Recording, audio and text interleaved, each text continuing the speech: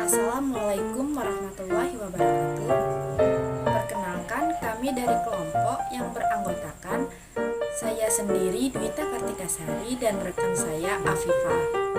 Di sini kami akan menjelaskan mengenai rangkaian arus searah.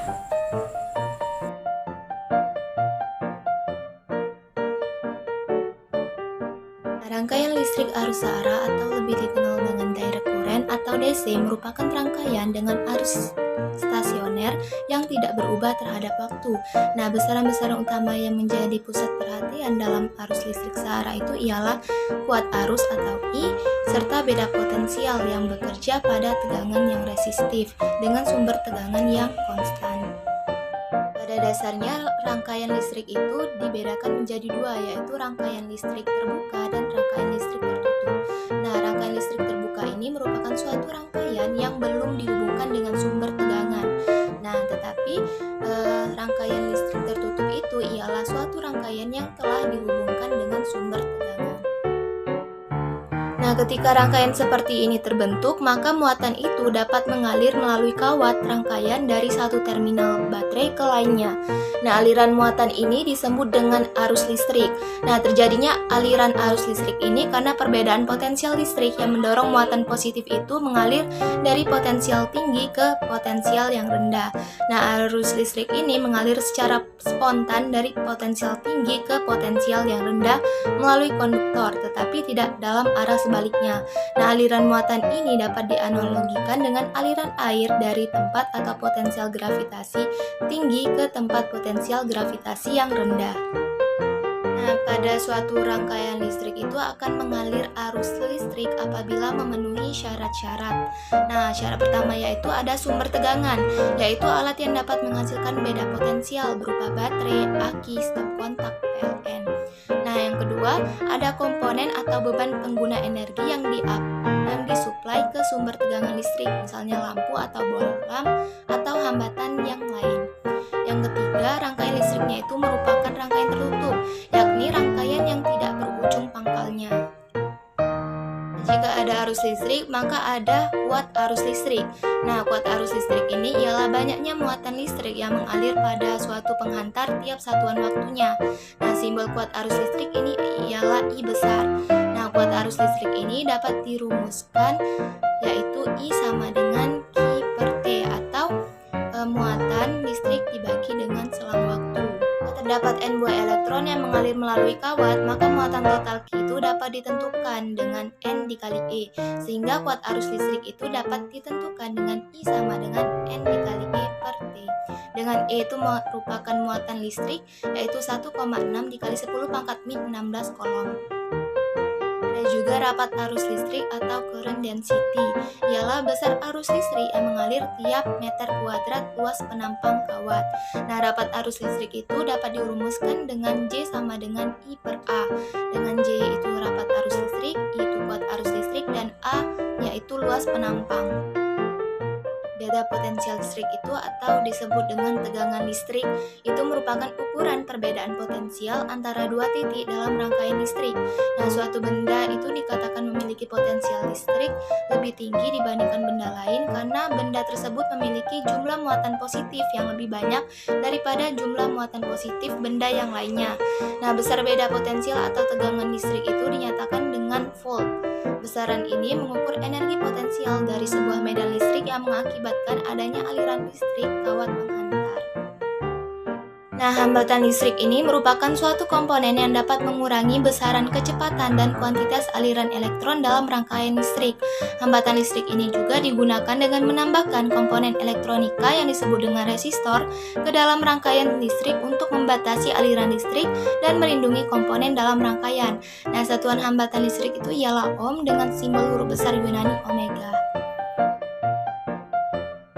Nah, besar hambatan listrik itu tidak dipengaruhi oleh kuat arus dan beda potensial, namun dipengaruhi oleh yang pertama, panjang kawat. Nah, semakin panjang kawat yang digunakan, maka semakin besar pula hambatan kawat tersebut. Yang kedua yaitu luas penampang kawat. Nah, semakin luas penampang kawat, maka hambatannya itu semakin kecil. Sebaliknya pula, semakin sempit penampang, maka hambatannya itu semakin besar. Nah, yang ketiga yaitu jenis kawat. Nah, kawat yang mempunyai hambatan jenis besar, maka hambatannya itu semakin besar. Sebaliknya, kawat yang mempunyai hambatan jenis kecil, maka kecil hambatan kawatnya.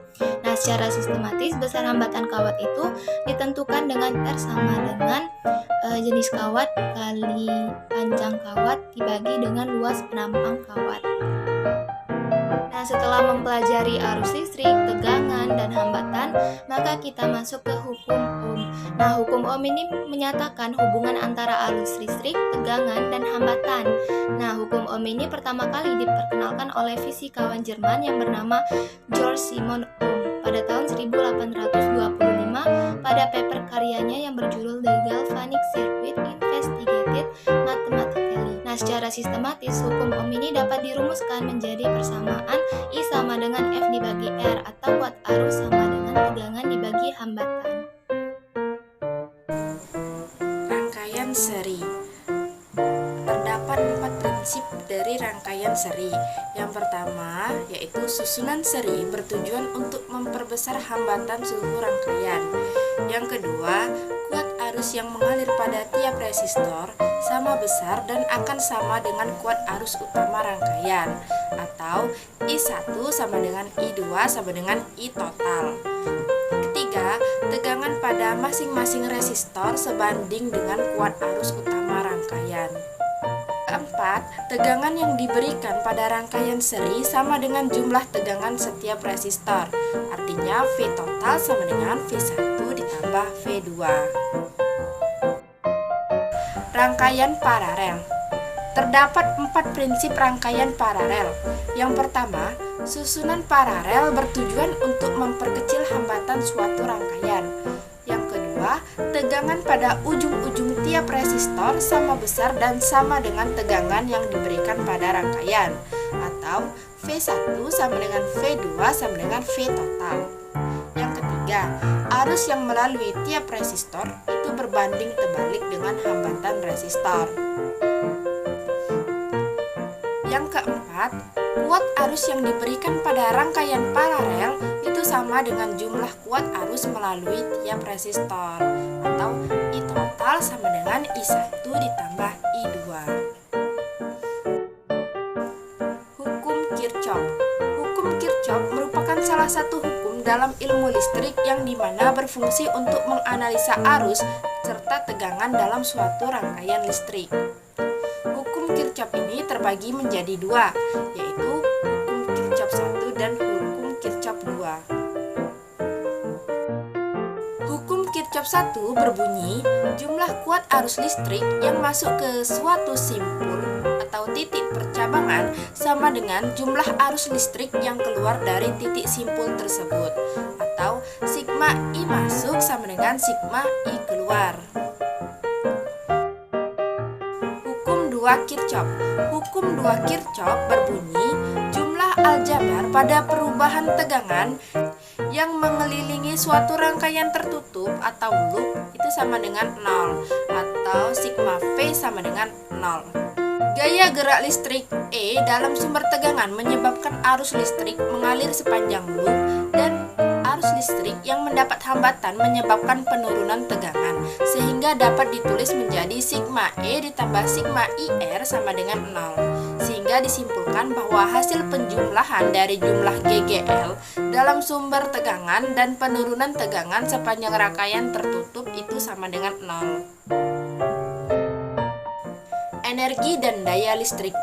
Misalkan hasil pengukuran voltmeter pada ujung-ujung sebuah resistor R memberi bacaan V, volt, dan ampermeter membaca arus I melalui resistor.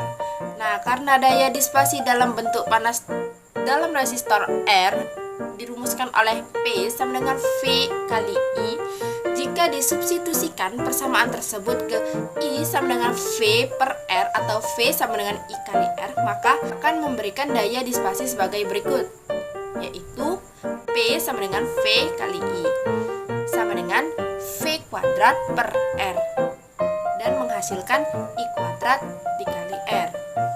Dengan P sama dengan daya, V sama dengan tegangan, I kuat arus, dan R hambatan. Karena energi adalah daya kali waktu, sehingga persamaan energi listrik menjadi W sama dengan P kali T dan menghasilkan W sama dengan I kuadrat RT. Nah, alat untuk mengukur daya listrik itu adalah wattmeter, sedangkan untuk mengukur energi listrik adalah joulmeter atau kWh meter. Nah, peralatan-peralatan yang menggunakan arus searah. Yang pertama itu laptop, kedua peralatan yang menggunakan baterai, ketiga televisi, keempat peralatan yang menggunakan penyearah. Contoh soal. Sebuah lampu X dihubungkan dengan sumber tegangan searah seperti pada gambar berikut. Nah, daya lampu X adalah sebesar. Kita ketahui bahwa skala yang ditunjukkan jarum pada ampere meter yaitu sebesar 70 ampere. Nah, skala maksimum pada ampere meter yaitu 100 ampere. Batas ukur ampere meter yaitu 10 ampere. R pada ujung hambatan yaitu sebesar 20 ohm. Nah, yang ditanya di sini yaitu V atau beda potensial. Di sini kita harus mencari besarnya arus. Hasil pengukuran itu sama dengan skala yang ditunjukkan jarum dibagi dengan skala maksimum dikali batas ukur. Jadi 70 per 100 dikali 10 ampere. Jadi hasil pengukuran kuat arusnya yaitu sebesar 7 ampere. Maka nilai dayanya bisa kita cari dengan rumus P sama dengan I kuadrat dikali R, yaitu 7A dipangkatkan 2 dikali 10 menghasilkan 490 watt.